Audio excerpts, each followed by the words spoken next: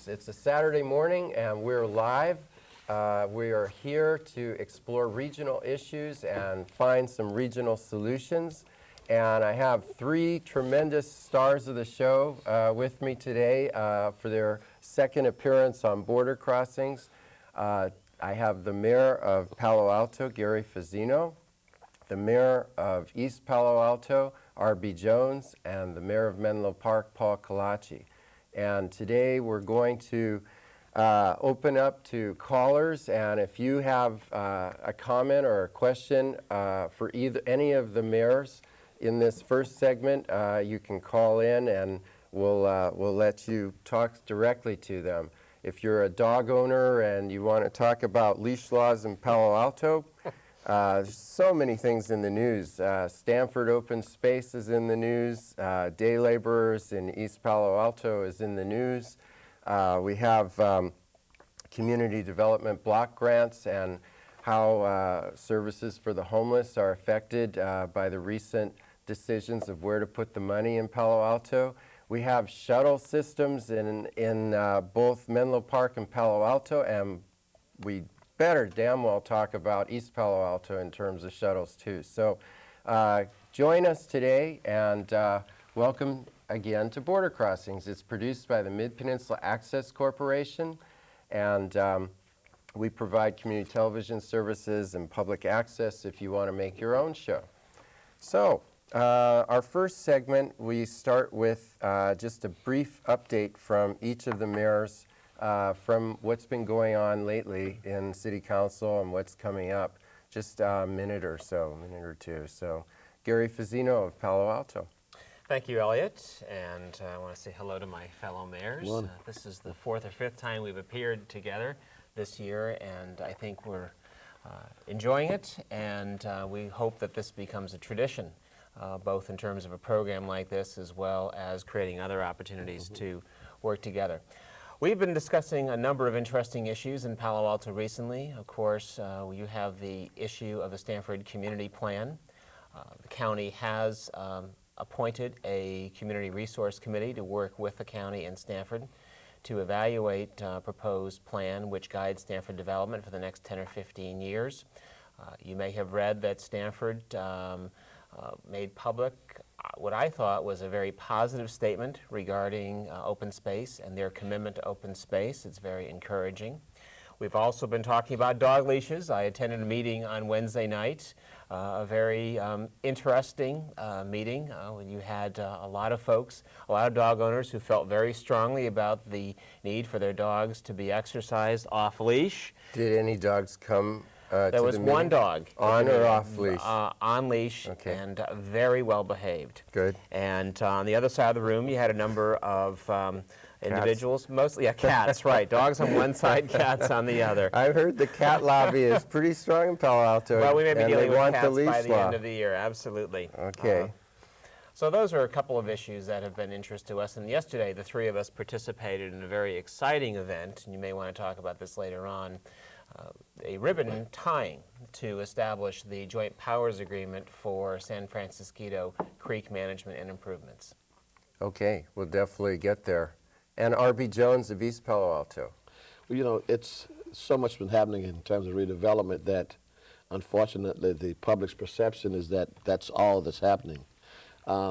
We are in the midst of a collaboration with the county health department to bring the kind of health service, the wholesomeness of health services to East Palo Alto that have never been imagined before. I mean, it's beyond what you ordinarily think when you think of the Stanford Hospital, Lucille Salter Children's Hospital, USF, Public Health Services, the state, federal government, all coming together to build a brand new modern facility in East Palo Alto, offering the kind of medical access to citizens of East Palo Alto, again, that we have never thought of could happen. There's a joint powering building going on between the Ravenswood City School District and the city of East Palo Alto. And we're probably within 2 to 3 weeks from introducing that to both council and the school boards for adoption.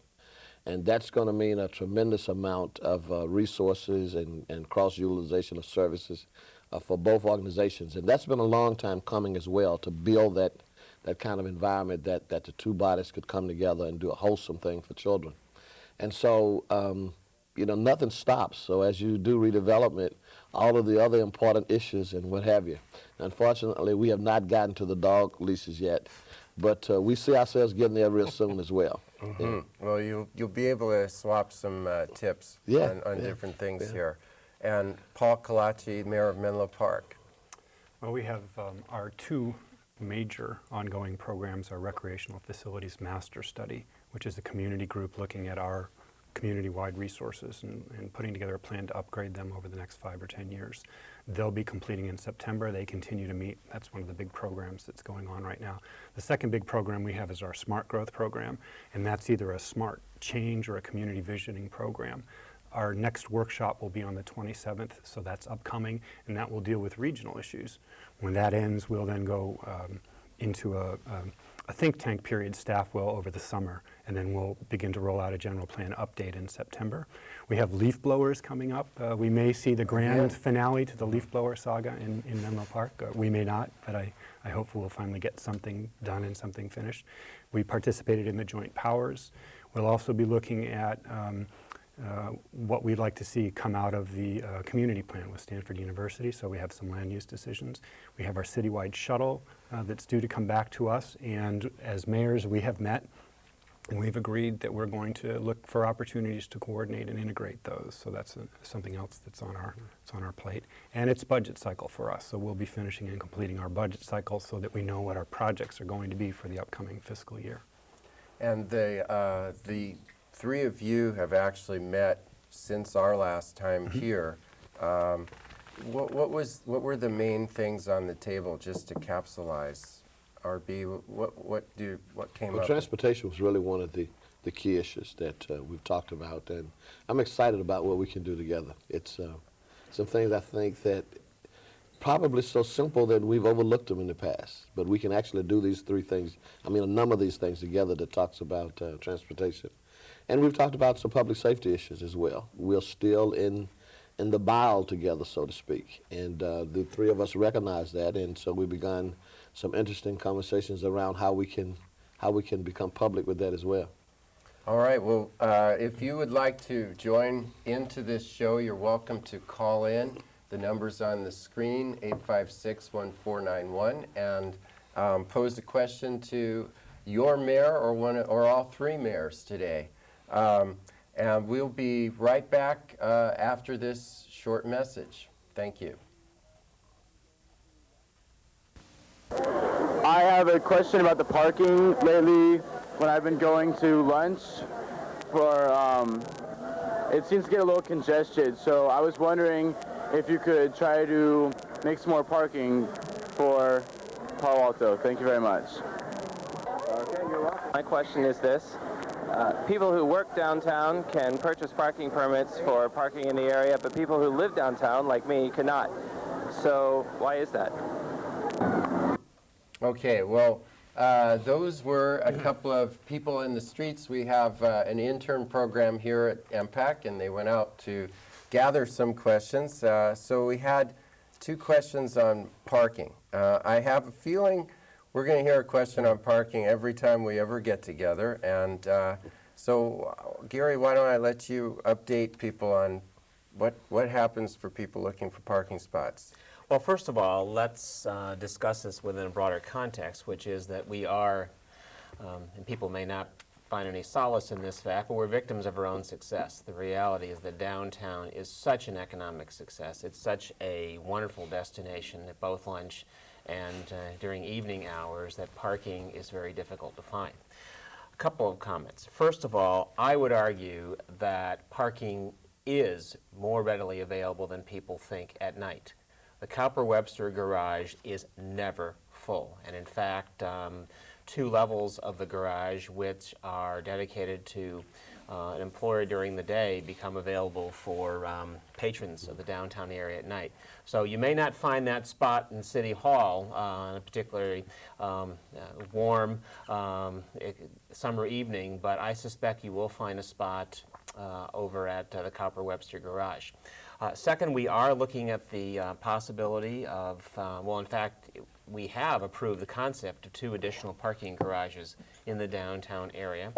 At the same time, which will add significant numbers of spaces, one lot across from the senior center, another lot behind Blockbuster. At the same time, I think we are concerned about not creating more opportunity for growth in the downtown area with the addition of those parking garages.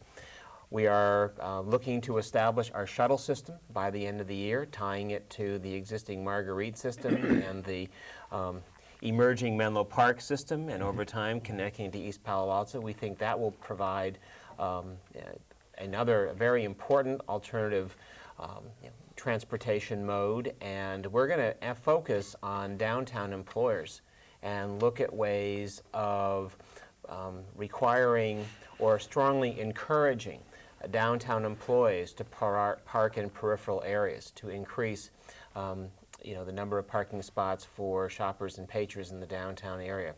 The other question with respect to residential parking permits, I live in the downtown area. I support the concept of a residential parking permit program, and that is currently moving through the city process, and we'll have some recommendations before the council within 4 or 5 months. So probably sometime in the next calendar year is when there would actually be some action taken on permits? Yes, assuming the council agrees to support such a program. We do have a slight concern. I mean, the residential parking permits in some cities have led to an even greater problem, and it What's that? more cars parking in that area. And so, for example, there's been Where are they now, well, there's then? been some discussion about the possibility of either selling or giving more permits to downtown employers so they can park in adjoining residential areas. If you're going to establish a neighborhood parking permit program, I want to see spots reserved for neighbors in that area. So, Paul, I mean, does that philosophy of let's build some extra parking but not too much because we don't want to encourage even more growth and more cars coming in, does that apply to Menlo Park's downtown as well?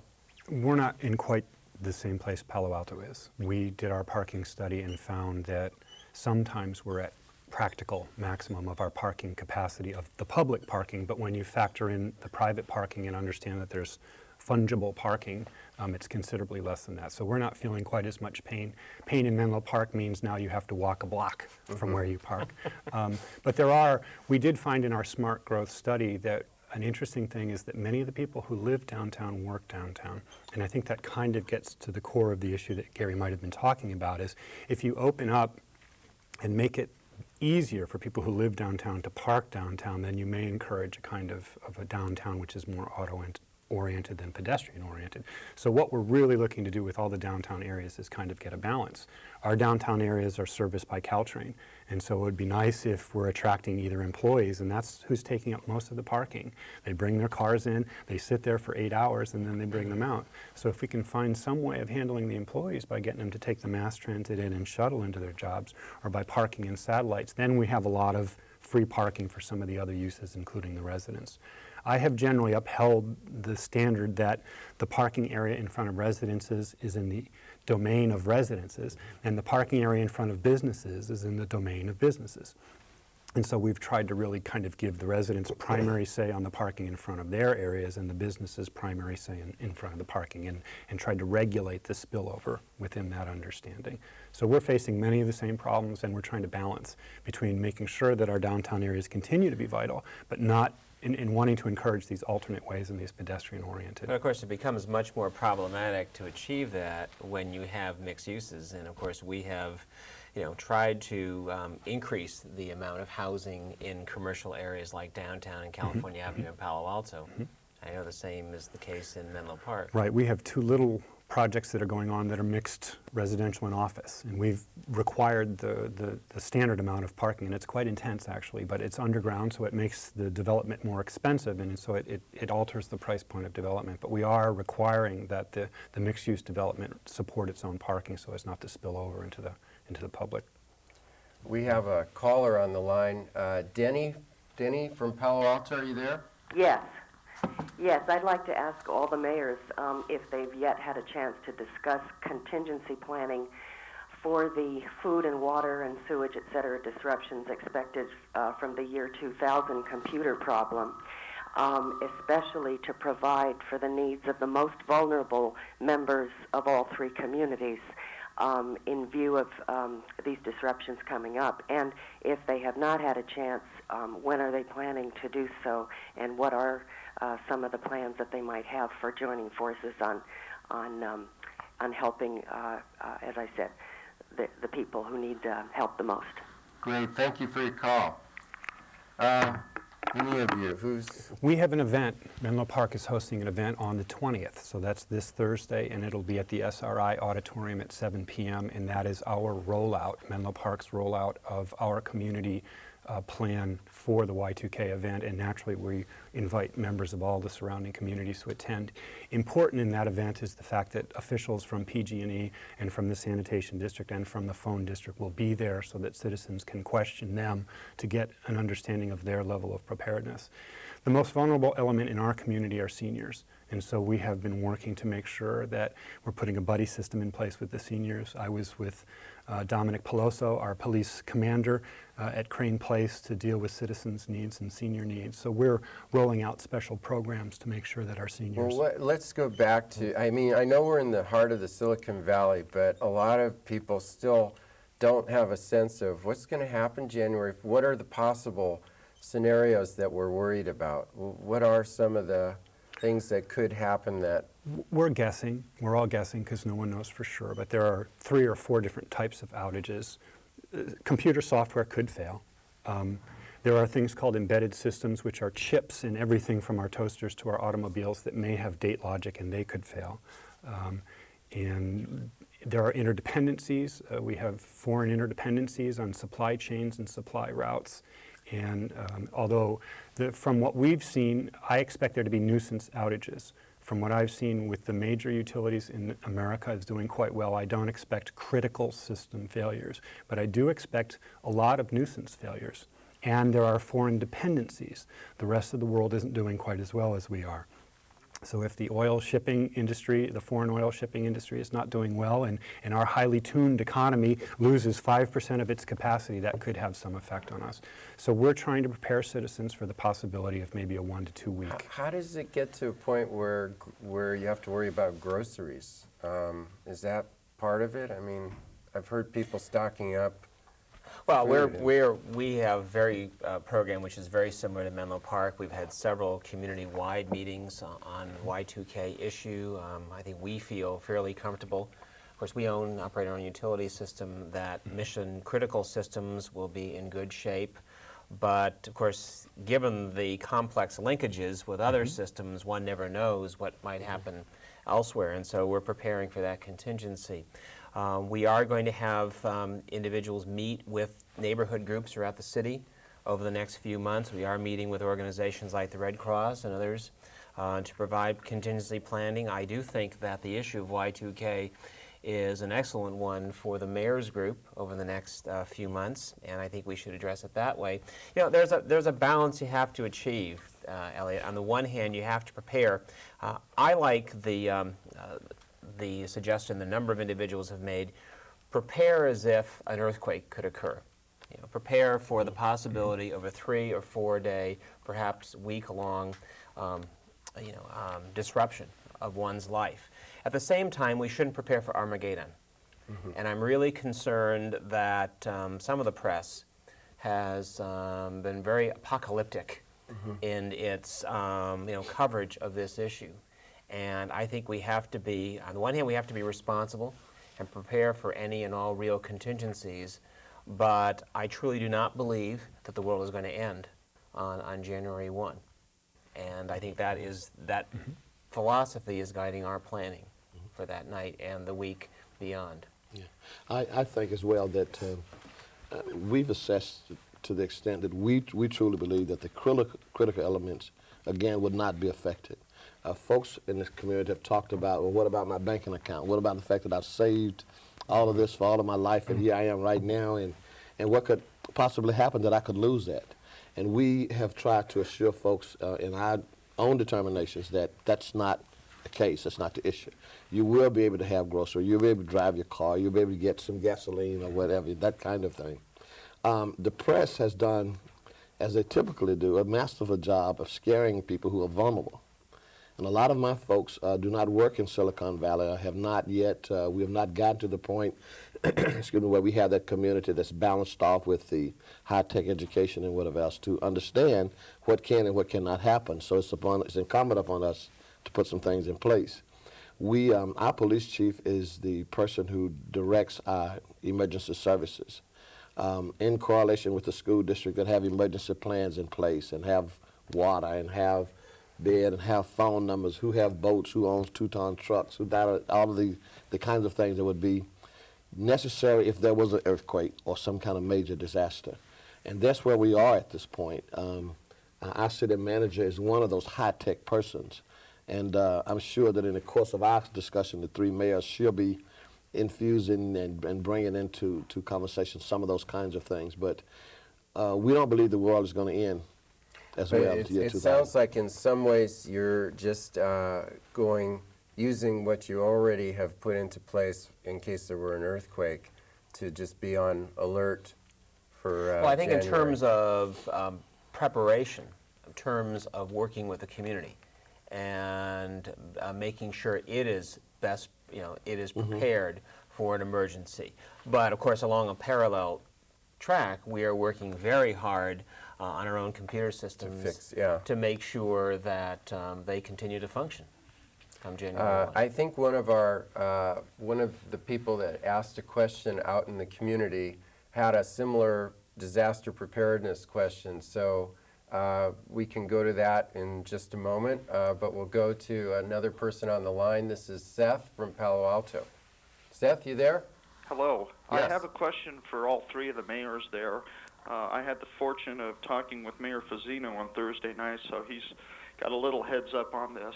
I'm curious what the three cities are doing in terms of electric vehicle support. Right now, there are electric vehicles on the market, but there are very, very few charging stations. I'm curious, two questions. Number one, are the cities planning on purchasing or leasing electric vehicles as part of their fleet or hybrid vehicles?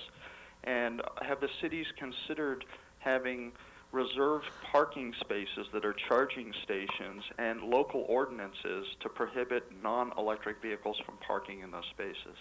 And I'll take my answer from you folks at home. Thanks. Okay, thanks, Seth.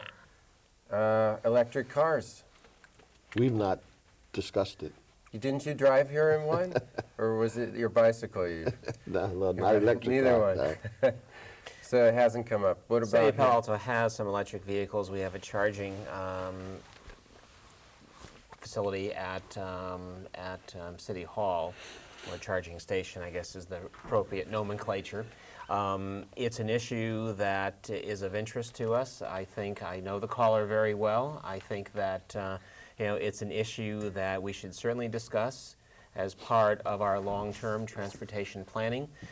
We have in the last month moved towards making our Planning Commission a Planning and Transportation Commission to a significant degree for this very kind of purpose, to address these longer range issues and to make sure that objectives which we set out in the comprehensive plan, and by the way, greater use of electric vehicles is part of our comprehensive plan, to make sure we put in place an implementation a set of plans as well. If we build 2 new parking garages, I think it makes all kinds of sense to accommodate electric vehicles. Of course, I think the larger issue needs to occur at the state level with respect to emission standards.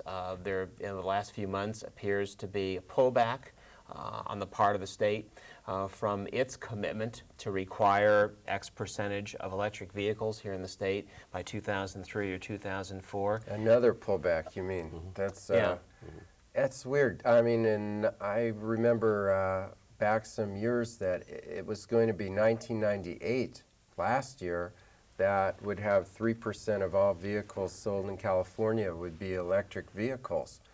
And if you have your state agencies basically caving in to the automakers and saying, well, let's delay this to 2003, what can a city do? I mean, can you change something that, or does it really depend on what the state agencies are doing? Well, one thing we should do, I think, is build parking spaces which are simply too small for sport utility vehicles. Build bigger ones? They build smaller spaces. Oh, I see. So sport utility vehicles give the cannot message. park in Palo Yeah, Alto. a little pain is what's going to change things, I think, in some ways. It's right. not a good way to get elected or reelected, but The advantage, it takes critical mass, I guess, in order to have these charging stations to make electric vehicles more practical. And the value of state legislation naturally is that in some sense it forces a critical mass to develop. But we can go ahead anyhow, and the cities can, and begin to put in the charging. We have one example in the city of Menlo Park, which we've done recently, in which we required some charging parking spots to be available. We also are... so there is a place you can go and plug in your electric car to get recharged? as part of the upgrade of a building on Middlefield Avenue, we asked that they install So some one charge. particular development has it. So So is we- that going to be in more and more upcoming developments? We have the opportunity now in our M2 guidelines. The M2 is our industrial area that's probably now moving over to more office. And we've just given our Planning Commission a discretionary authority to go in and condition some of those projects more than they were in the past. And that may be one of the emerging guidelines, along with the recycling wall, which is coming up in the year 2000, AB 939. So those kinds of things are usually done through planning commissions. And if we make them as part of our design guidelines, then we can get more and more electric parking spaces. But the reality is, yeah. getting back to an issue you raised, the state has got to remain committed Yes. to the plan to require a Do you weigh greater in use. with the State Board of Air Quality, for example? Do the cities ever interact or For take the the League of initiative California to write it? Cities, we work through the League of California Cities and through our individual legislators. We're fortunate in this area to have two legislators, Ted Lempert and Byron Scher, who are committed to the current standards. You'd think with a Democratic legislature and Democratic governor that there would be an opportunity to preserve these standards, but the auto industry is working very hard to go back to the old standards. In fact, I think there was some bad news recently. Didn't Honda or someone pull out of the electric car Right. market? So there was a manufacturer just recently who pulled out of manufacturing electric cars. So it does Really? it does require this state, particularly California, which is, I guess, the world's 6th largest economy, can really have sway in the industry. Yeah, legislation Yes. can drive technology. Absolutely. And I think California is the prime example in terms of vehicle changes. The catalytic converter and all really starts LA because the problem got so bad. Started with the big rules. But let's switch to another topic, and that is Gary brought up in his update remarks that you got a letter from Stanford recently that you were pleased by. And I'm wondering if everybody at this table was pleased by the letter that you got from Stanford. And my understanding is that, just to capsulize, Stanford wants to create a cancer center, a new development. The city of Palo Alto said, well, hey, wait a second before we say okay. We want to wait and see what comes up with your community plan for the county, which would tell us that you are preserving some open space, and we want to make sure that we're kind of getting something back in terms of guarantees of open space in order to say okay to a cancer center. Well, actually, Okay. the question regarding open space and other elements of a community plan, or what, in effect, is a general plan for any incorporated jurisdiction, that question predated the possible proposed development of a cancer center. right. We have been asking Stanford for 7 years, since the start of the Sand Hill Road development process, to address long-term open space and housing issues. Until a few months ago, we did not receive a significant enough response to our questions, and unfortunately, the issue of open space got caught up with the issue of the cancer center development. My view is this: the community use plan, or community plan, I always merge that with the use permit process, is moving along one track. Stanford is apparently going to make its community plan proposal public in September. The Cancer Center is currently working through the city EIR process. We don't expect to see that development until October or November. The letter sent by Larry Horton on behalf of the university, Larry's the Director of Government Affairs at the university, the letter which he sent last week was an encouraging start. He indicated that the community plan will include a very strong commitment to additional open space. That's great. I mean, I would obviously love to see a list of specifics right now, preserving the Dish property in perpetuity, preserving the Coyote Hill and in open space for 99 years. But the statement by Stanford was certainly a very strong start. If the specific plan proposed by Stanford in September is consistent with that strong statement in the Horton letter, then I believe we will be able to move forward with the Cancer Center development and any other proposed Stanford developments on schedule. Now, how do you feel about the fact that a community plan, my understanding of it is it goes for a limited number of years, doesn't it? Is it 15 years? Approximately. So is that enough time? Let me hear from Paul what you think as far as what Menlo Park would like to see Stanford promising. Well, from our point of view, there's a couple of issues. I think everyone's interested in open space, and more interested in the definition is open space as yet undeveloped land, or is open space permanently dedicated open space, and so those are differences in definition. Just because they haven't gotten to the other 8,000 acres doesn't mean that it's open space, so we're real concerned about that. Regarding the Cancer Center, Palo Alto issued a number of points about the Cancer Center, including coming up with general plan directives to look at the circulation element around the medical center and to locate the footprint of the remaining portion of the 400,000 square feet. So that's very important to us, and we'd certainly like to see those things settled in more specifics. I think you don't oppose the idea of a new cancer center, but you want to know where it's placed in terms of how much traffic impact. Is that? We're very concerned about the Cancer Center's traffic impacts because there's also an ambulatory care portion to that, which is outpatient, and that generates a tremendous amount of traffic, and we know that the circulation, the internal circulation element in that area, particularly on Welch Road and Pasteur, is not good. And so the question is, if the traffic's going to get funneled out to Sand Hill or whether it's going to be distributed internally is really important to us. And so we'd like to know what the transportation element in that whole area is going to be. And the Palo Alto General Plan actually put together a program and said before we go ahead with the medical center, we should address this issue with our neighbors in the community. So we'd love to see that. The issue of open space is an important one to all of us, but Menlo Park doesn't feel that we really have a right to ask for open space. We feel like we have a right to ask that impacts be mitigated. So that's kind of where we try to hold Focus your energy. Yeah, and I consider his letter to be encouraging. It's very encouraging. RB, I know, you're slightly geographically different, but in the last time we got together, you pointed out that whatever Stanford does, traffic flows through East Palo Alto as well. Is that something you want to be part of?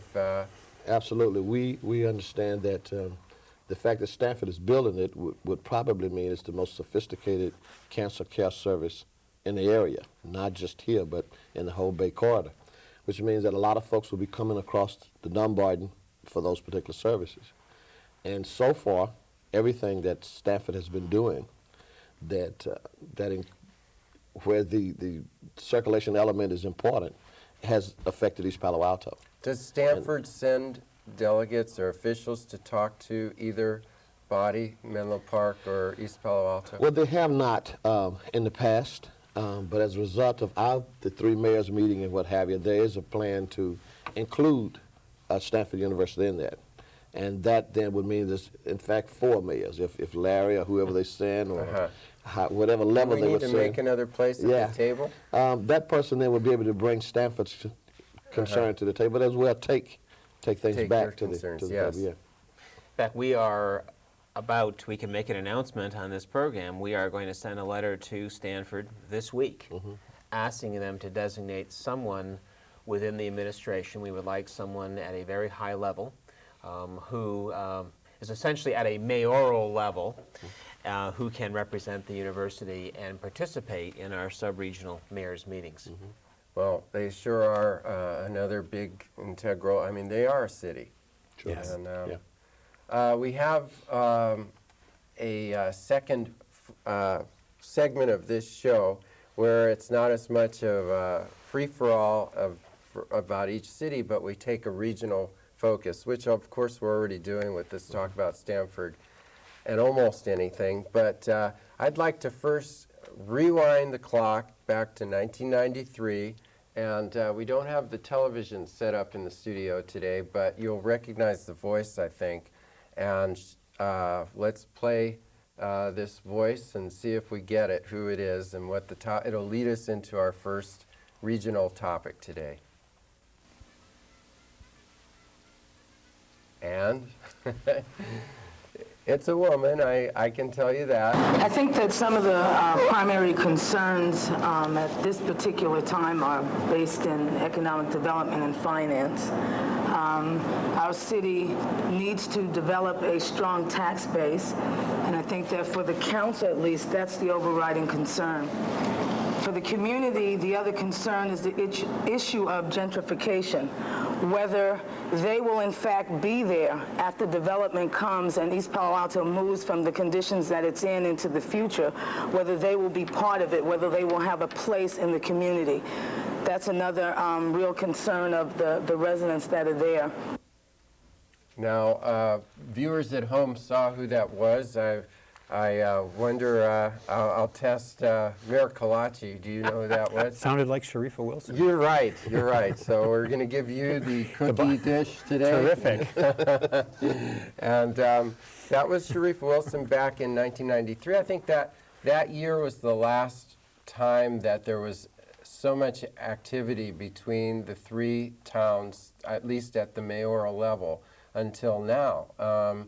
And that particular remark was made at a tri-mayor meeting. It was held at the Senior Coordinating Council in September '93, and Mayor Wilson at the time said that East Palo Alto had two huge focuses. One was development, and one was that with development you end up with wealthier people moving into the area and displacing people that don't have the money to keep up with rising housing sale prices and rental units.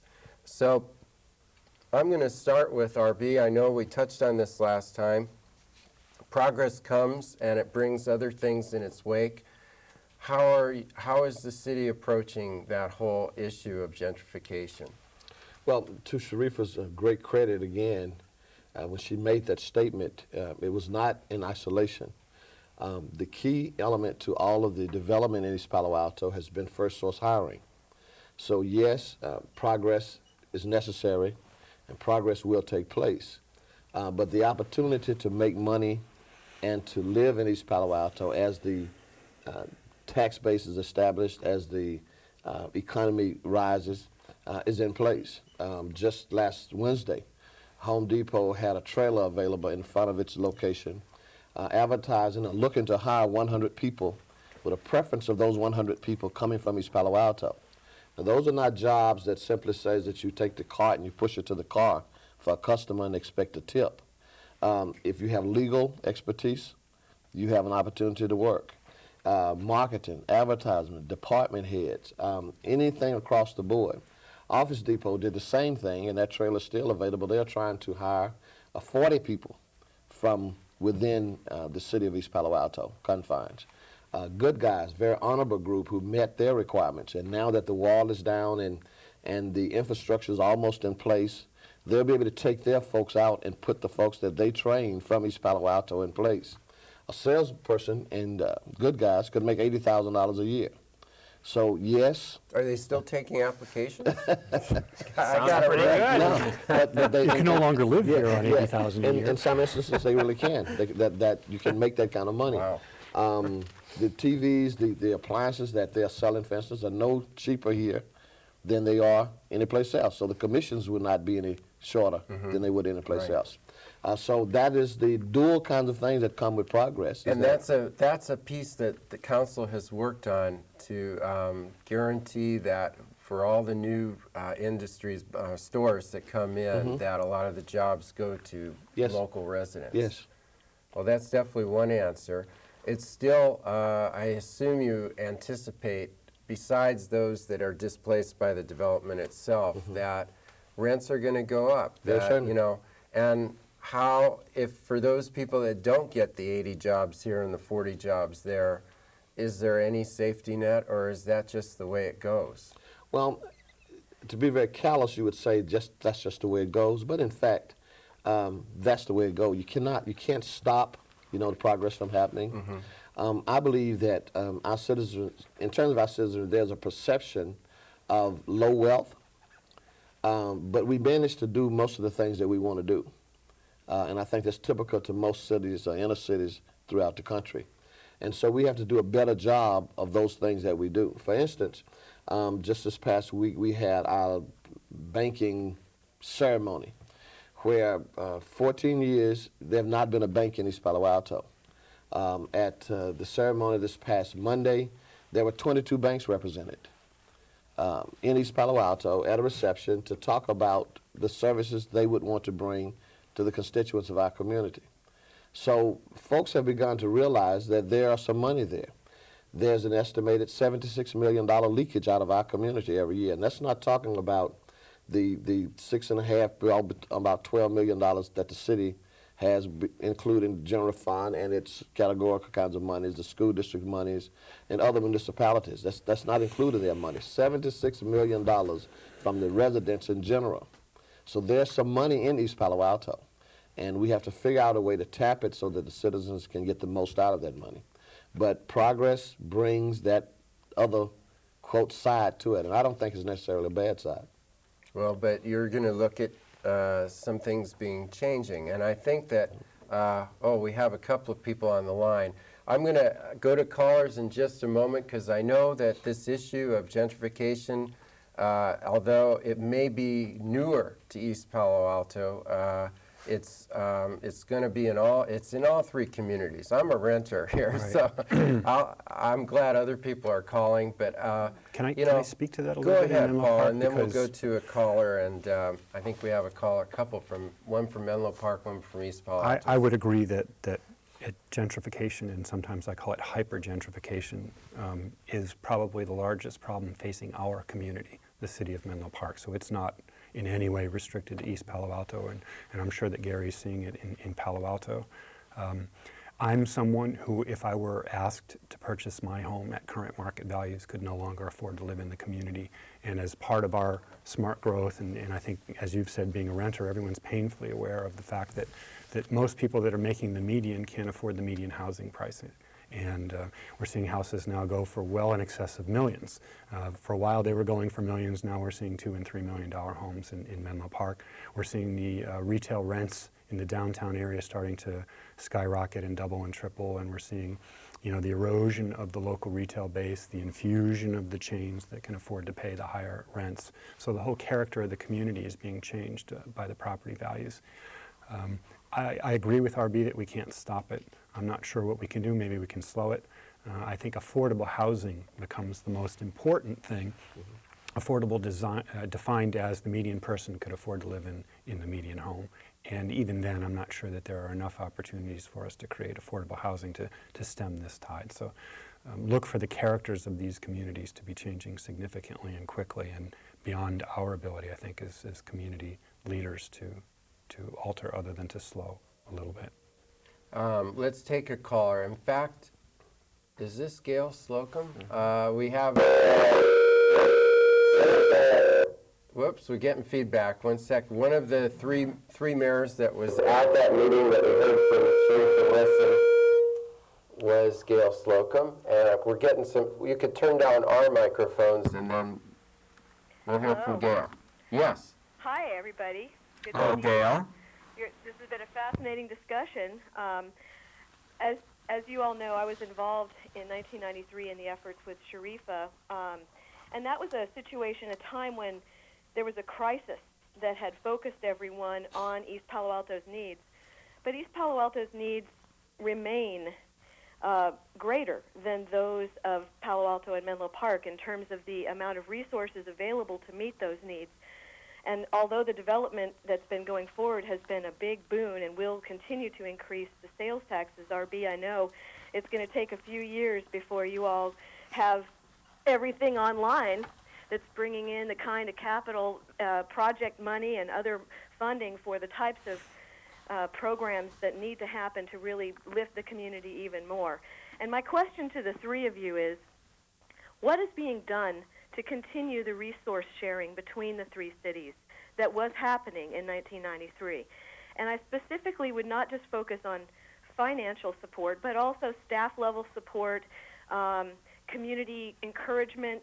We had encouraged many of the corporations of the community, of the churches in the community, to work together and to get to know one another, to continue that sense of being part of it all together instead of separate cities. You know, we are so interconnected, and I just would ask, especially Gary and Paul, to address what you are doing to take a leadership role to make sure that that doesn't end.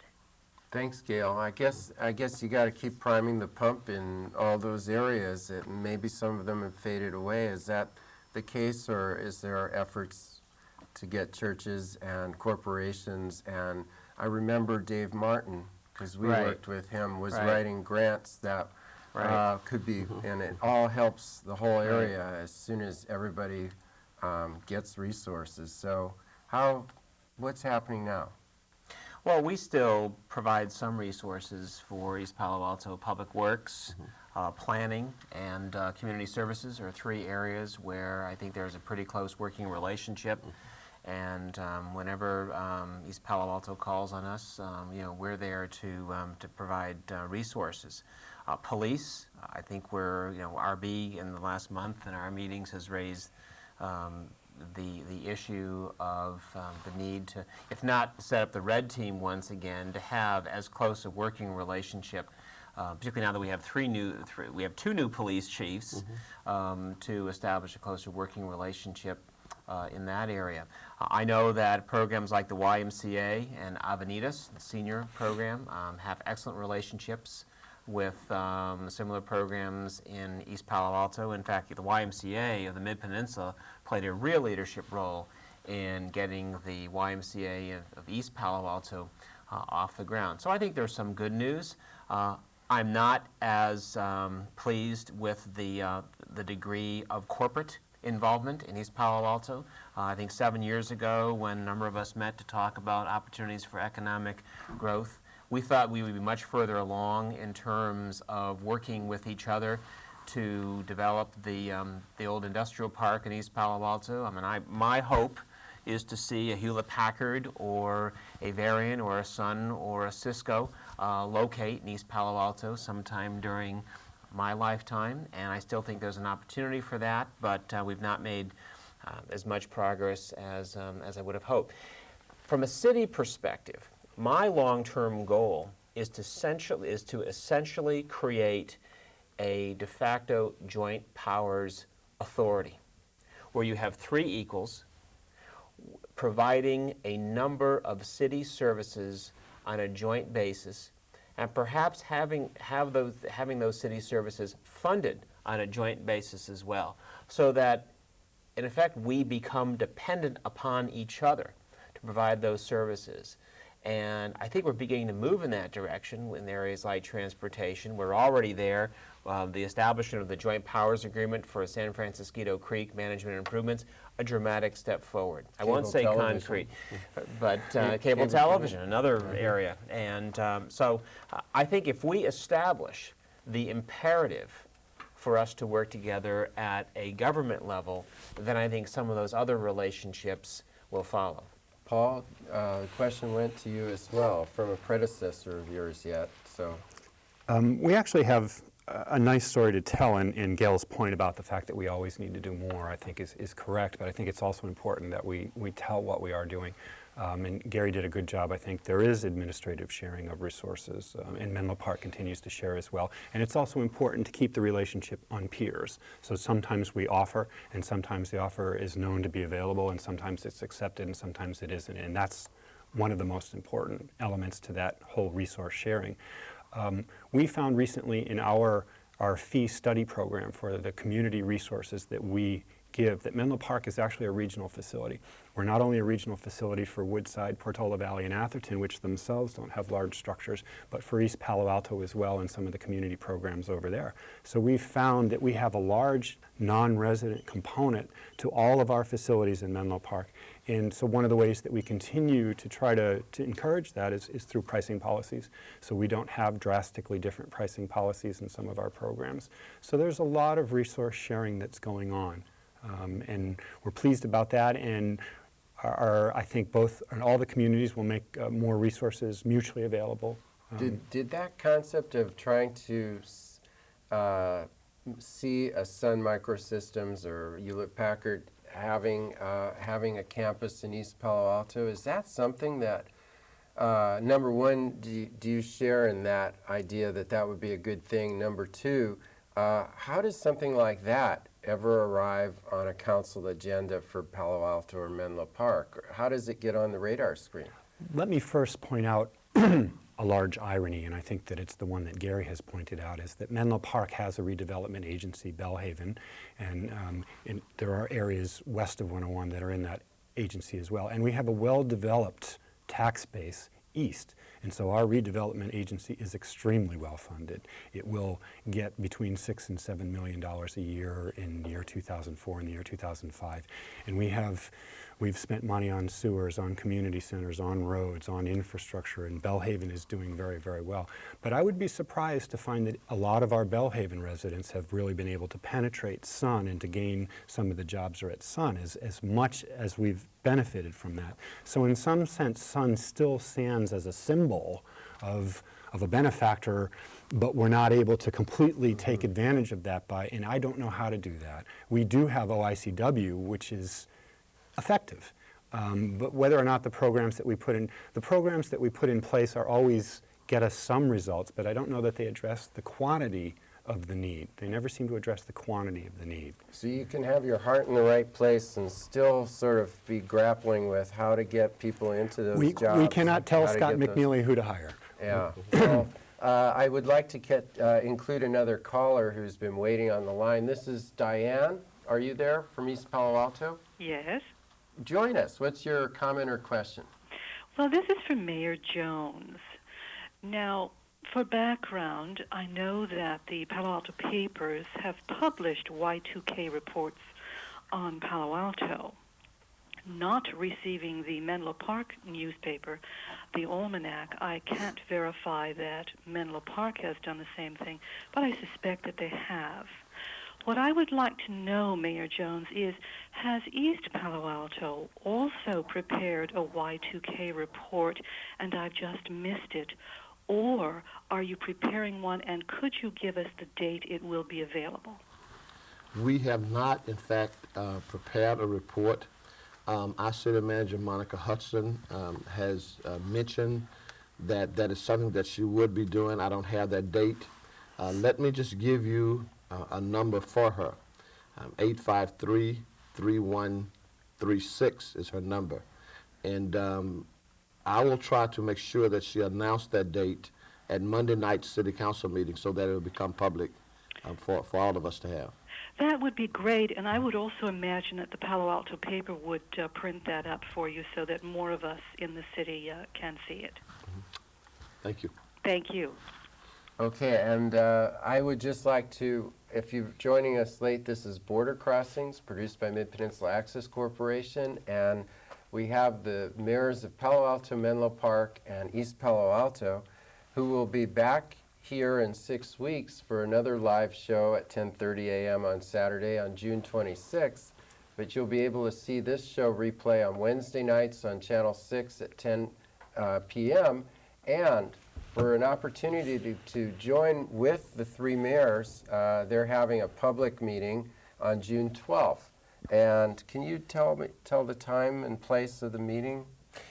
The three of us are meeting at Palo Alto City Council chambers. We felt we tried to find a large enough spot that was close enough to the three cities in one city and close enough to the other two. So the meeting will be held on Saturday, June 12th, 9 a.m. until 11 o'clock. I assume we'll be around till noon. We'll serve coffee and bagels, and it'll be a very wonderful and informal opportunity for members of the public from all three cities, and perhaps four communities, including Stanford, to meet with us and talk about issues of concern. My understanding is that meeting will be cablecast as well. All right, so you could see it live or come and see the mayors in person on June 12th. We have a very short segment left. It's called Mayor's Eat Oats, and it's a chance for people to get to know you. I'm taking a question out of the book of questions. It's to get to know you outside of policy positions. And the question I got for today, number 41, if your house containing everything you own catches fire, after saving your loved ones and pets, you can run in and make one final dash to save one item. What would it be? In any order. I see everybody smiling. You already know what you're going to run in and get. Do you know? Yes. It's your soccer ball, right? Well, I have to say two things. My baseball cards. Oh, your baseball cards. My baseball cards and my diary and my journals over 30 years. Wow. Okay, and are there any baseball cards you want to tell us that you have? No. Oh, okay. You definitely don't want to tell us your address. And R.P. Jones? I was going to say that similar thing. My file cabinet. Your file cabinet. Yeah. Well, then you got a strong back. Yeah. Well, there's two things. Yeah, again, it's just Gary had two. My file cabinet, one, and secondly, I have a picture of my whole family, my mother and father, and my 11 brothers and sisters. Where all 14 of us were together. 14. Wonderful. Yes, in your and family. so I would certainly put Get forth a that, great effort yeah. to get that picture. Yeah. Yeah. Keep that in the safe deposit box. Yeah. And Paul?